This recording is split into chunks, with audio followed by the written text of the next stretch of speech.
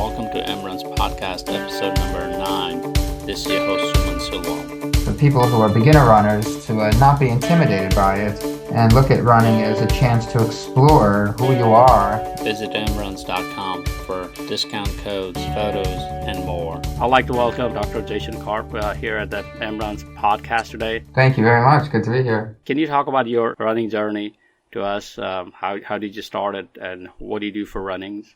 Yeah, sure. I mean, it all started when I was a kid. In 6th grade, I started running track for my middle school team, and my love of the sport started from there. I started out as a sprinter, ran the 100 meters and 400 meters, and I've always been fascinated with speed. It's been a question on my mind for a long time, how to make somebody faster. And then my interest grew from there and developed into endurance training, and that's why I spent a long time in college to try to figure out this puzzle of endurance training and what limits performance. And so I've been very lucky to be able to make a career out of something that I started with from a very early age. That's always great to make a career out of things you love and probably make your job easy. Oh yeah, I don't even feel like I work. I just pursue my own ambition every day. You have done a PhD, and can you describe what is your PhD about and the background on that? Yeah, my PhD is in exercise physiology with a specific emphasis on endurance physiology. And so for all three of my degrees are in the same field. And so I was very careful about the schools I went to because I wanted to study specific things. So I looked for the people who were studying those things and then chose those schools. So for my dissertation, I actually looked at the coordination of breathing and stride rate in distance runners.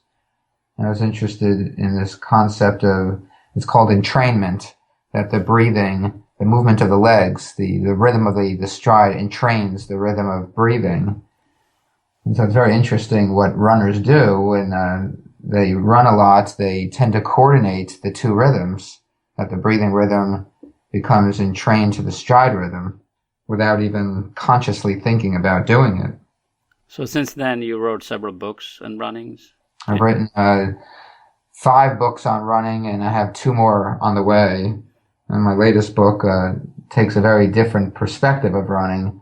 It's called The Inner Runner. It's more about the philosophical, emotional aspect of running rather than how to become a better runner. And so I wanted to explore how running makes us better people, how it makes us more creative, more imaginative, more productive, more confident. All those things that happen on the inside of us that we don't necessarily always talk about. Everybody always talks about how fast they run a marathon or their specific workouts. But there's this whole other side of running that I wanted to explore, that I've been interested in ever since I was a kid. So I'm very proud of this book. I think it's my best book yet. Whenever you do your study on running and runners, what type of runners are running you looking at? Are you looking at a road, trail? All different kinds. I mean, I've coached everyone from a high school age to people in their 50s and 60s, and some have been quite good, and some are more recreational, that they just started running and they want to run a half marathon or marathon. So the people that I have worked with have been a wide range of distances and a wide range of abilities. To become a better runner, in your perspective, what does it take? It's a good question. It takes a lot of things. The first is commitment, and I talk about that in this latest book, that committing to be a better runner is not just about becoming a better runner. It's also about what you learn about yourself through making that commitment. And that's a lesson that you can use in all other areas of your life, not just running. So the first step in becoming a better runner and becoming a better person is making the commitment to the work, to the physical work. We talk a lot in this country about the mental side of running, the mental side of sports in general. And what I have found is that really it's all physical. There's really not much mental. If you do the physical work, everything else takes care of itself. The hardest part about running 10 miles is getting out the front door. Once you're out there and you're running, it's easy to just continue to run another mile here, another mile there. But people seem to have trouble with getting out the front door. So the first step is just making that commitment to yourself to do the physical work. But even for the people who are already committed to keep on going, and sometimes, running becomes kind of mundane, and we keep on running and not finding the goal. So how do you motivate those kind of people who do you talk about that in your book, to motivate those kind of people so we become lifelong runners? There's a few things that you can do. One is to run in different places. Don't always run in the same place. I'm lucky that living in San Diego, there's a lot of beautiful places to run. But anywhere that a person lives, there's always going to be variety. So find different places to run. Don't always run the same route. Another strategy is to keep your goal in mind. Never forget the goal that you have. Always keep that in the forefront of your mind, and that serves as a motivating factor.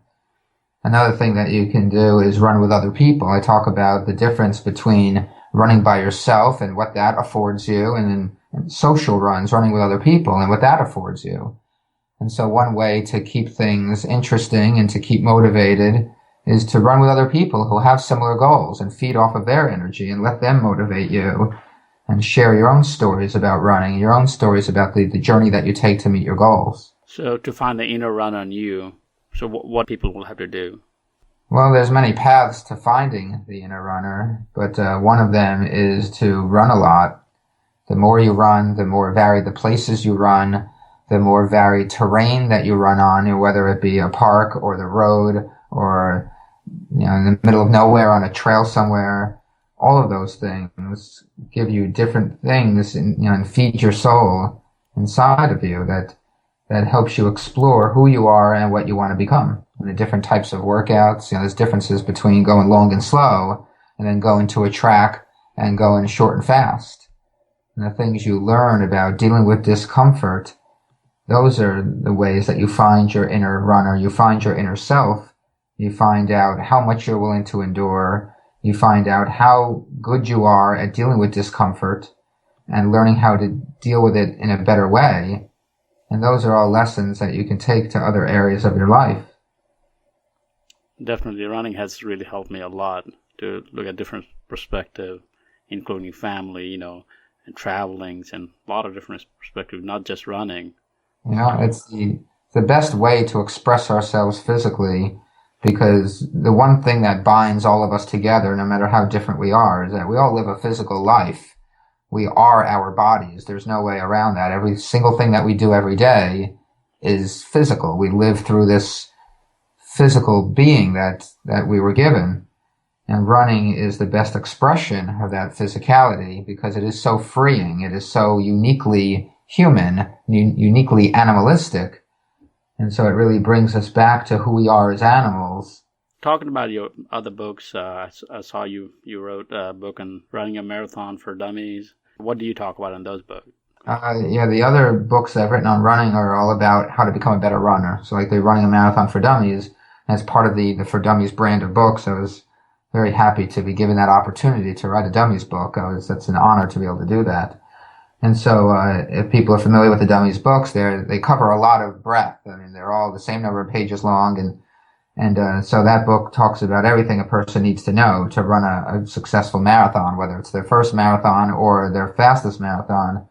I go through all the steps of training. There are sample training programs in the book that people could follow, and talk about everything related to the marathon, everything from lactate threshold workouts to marathon nutrition, and everything in between. So it's just a very comprehensive book on the marathon.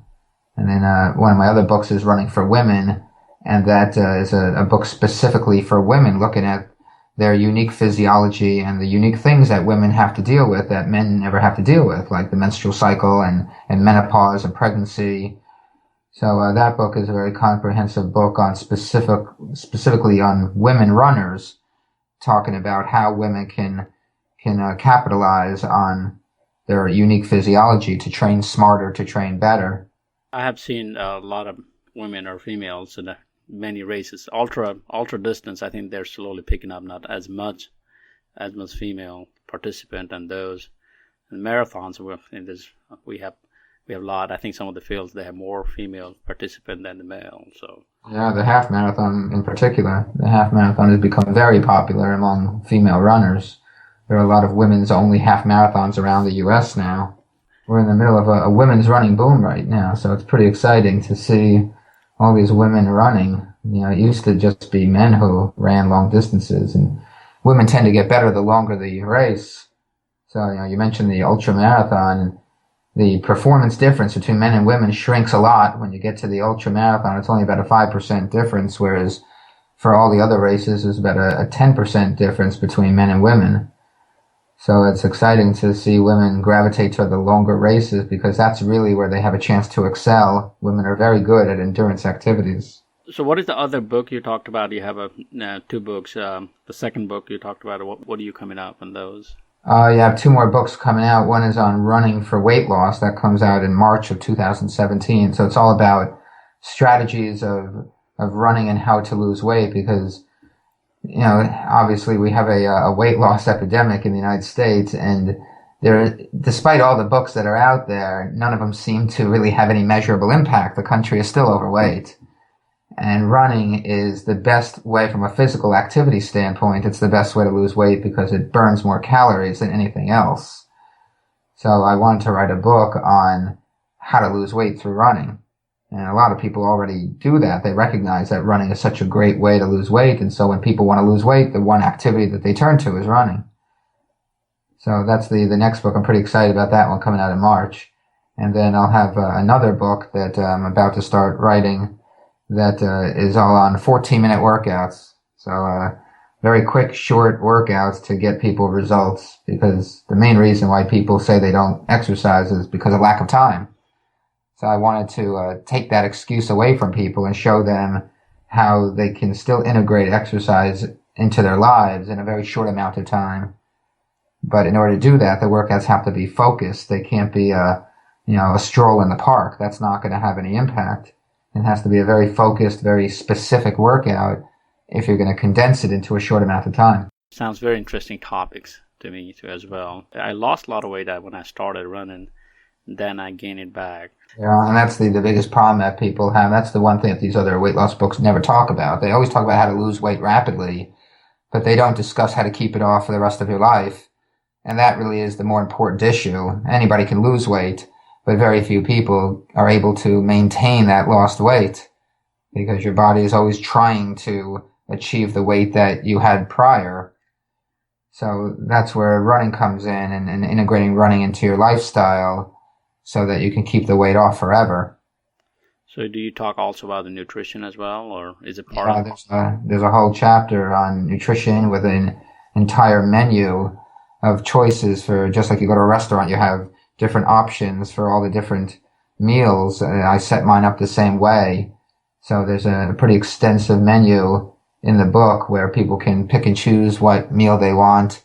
So they can make, hundreds of combinations of breakfast, lunch, dinner, and snacks every day, so that no 2 days are the same. Definitely, I need to check that book once it comes out.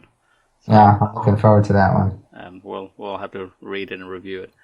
Let's change a little topic here. What would you tell a couch potato who wants to get out and be physically active?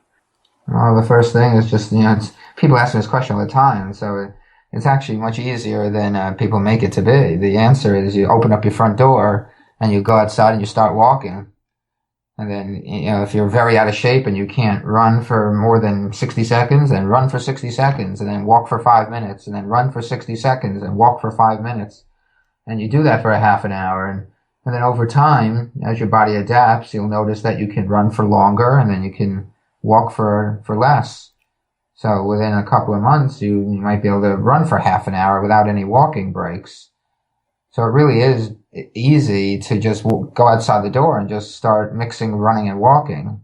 Like I said before, the hardest part is getting out the front door. And to do that, a person has to ask themselves, well, how badly do they want this? How badly do they want to make the change in their life?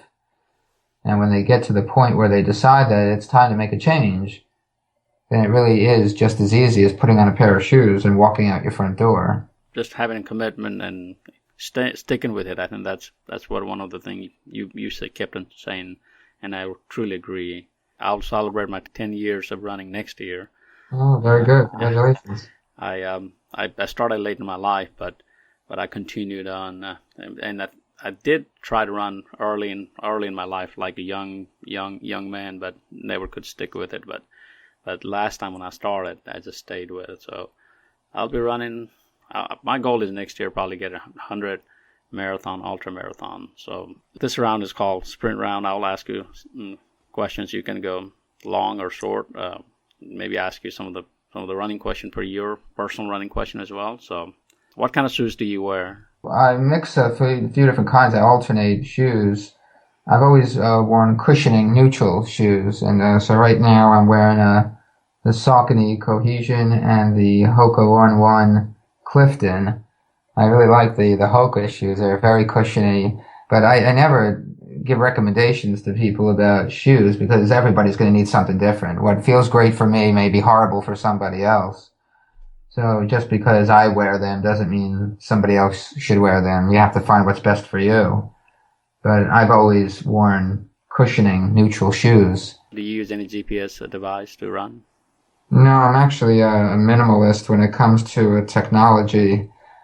I just wear a regular running watch that just gives me the elapsed time and the stopwatch feature. And so, I've never really worn. I've tried them from time to time wearing the GPSs, but I don't really like all that technology when I'm running. I just want to go out and run. And when I'm doing specific workouts, usually they're on a track where, I already know the measured distance and I know the time. And so I can monitor my workouts on the track. But just to go out and run, I'm not really a big fan of the GPSs, especially since if they're not going to be dead on accurate, then I don't want the information. I only want to know what pace I'm running if it's going to tell me the accurate pace. And the ones I've worn sometimes, the pace bounces around a lot, and and if the pace bounces around a lot, even though my pace is staying the same, and then what good is it? Yeah. So unless I can get something that is dead on accurate every time I look at the watch, then I'd rather not wear it at all. Yeah, I went minimalist like you for a while. Then I had to have a GPS. What is the furthest distance have you run or raced any organized event? I've done 2 marathons separated by 12 years, but I've always been more of a middle distance runner. I like the short races. I like racing a mile on the track, but I have run a couple of marathons. Any training plan you use for yourself? Yeah, I pretty much write my own. I mean, depending on the race that I'm training for, I'll plan things out based on, what I need to focus on. Like for the marathon, I increased my mileage and did more of the tempo training, the tempo runs, lactate threshold workouts. Whereas, training for the mile, it's a completely different kind of training. It's more anaerobic. It's a lot of speed work on the track. And so, I like what both kinds of training gives me, but I've always been better suited for the shorter, faster type of training. What's the benefit on the speed training for you? Well, for me, I mean, because I want to race the mile is just as much anaerobic or very close to being just as much anaerobic as it is aerobic. So one thing that people don't know is that to train for the mile is actually more complex than to train for a marathon, because the marathon is almost purely aerobic. The anaerobic contribution to a marathon is negligible. And so you really just need to focus on improving yourself aerobically, improving the speed that you can hold, the pace that you can hold, that's still aerobic. Whereas for the mile, you have to do a lot of short, fast training to improve your anaerobic physiology, because the mile's a pretty quick race. Even right from the start, it's pretty quick. And so it's very fatiguing very early on, whereas a marathon doesn't start to get fatiguing until very late into the race, because it is all aerobic. What kind of nutrition plan are you in? Do you eat anything, or do you have strict diet plans? I mean, I've always eaten pretty much everything I want ever since I was a kid. I mean, I don't eat a lot of junk. I've cut out a lot of the junk food over the years, but I don't adhere to any specific plan. My plan has always been high in carbohydrate, but not because I plan it that way. It's just always what I've eaten. When you run a lot, you do need a lot of carbohydrates, because glucose is the muscle's preferred fuel. So I've never stuck to any specific nutrition plan. I've just eaten everything I want. And that's one thing I talk about in the next book, is that people get too obsessed with food in America, and only in America is the philosophy to eat first and then work. And it really should be the opposite way. We should look at our nutrition as our fuel. You do the physical work, and then you eat to refuel the tank, just like with your car. Nobody thinks when they fill up their tank that I have to go drive a lot tomorrow to use up all the fuel that I just put in the car.